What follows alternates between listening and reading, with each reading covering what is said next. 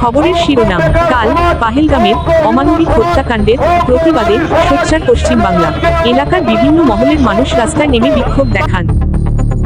শ্রীরামপুর সাংগঠনিক জেলার পক্ষ থেকে আজ ডানকুনিতে বিক্ষোভ মিছিল করা হলো। বর্তমানে রাজ্য সরকারের স্বাস্থ্য ব্যবস্থার বেহাল দশার কারণে 26,000 শিক্ষক শিক্ষিকার চাকরি চলে যায় এবং মুর্শিদাবাদের হিন্দুদের ওপর সাংঘাতিক অত্যাচার প্রতিবাদে এই মিছিল করা হলো। উপস্থিত ছিলেন জেলা সভাপতি মাননীয় সুমন ঘোষ মহাশয় ও অন্যান্য নেতৃত্ব। আজ শ্রীরামপুর লোকসভার অন্তর্ভুক্ত উত্তরপাড়া বিধানসভার কোন্নগর পুরসভার বিভিন্ন প্রান্তে 22শে এপ্রিলে পাকিস্তানের মদতপুষ্ট লস্করি তৈবা নামক এক মুসলিম জঙ্গি গোষ্ঠীর প্রধান হাফিজ মোহাম্মদ সাইদের নেতৃত্বাধীনে পাহেলগামে সংগঠিত এক মর্মান্তিক হত্যাকাণ্ডের প্রতিবাদে আজ এলাকা জুড়ে রাষ্ট্রীয় স্বয়ংসেবক সংঘের নেতৃত্বাধীনে সমাবেশ চলল এবং মৃত ব্যক্তিদের প্রতি শ্রদ্ধা জানিয়ে ও তাদের আত্মার শান্তি কামনা করে প্রদীপ প্রজ্বলন কর্মসূচি পালন করা হলো। এই সমাবেশ চলল প্রায় 2 ঘন্টা।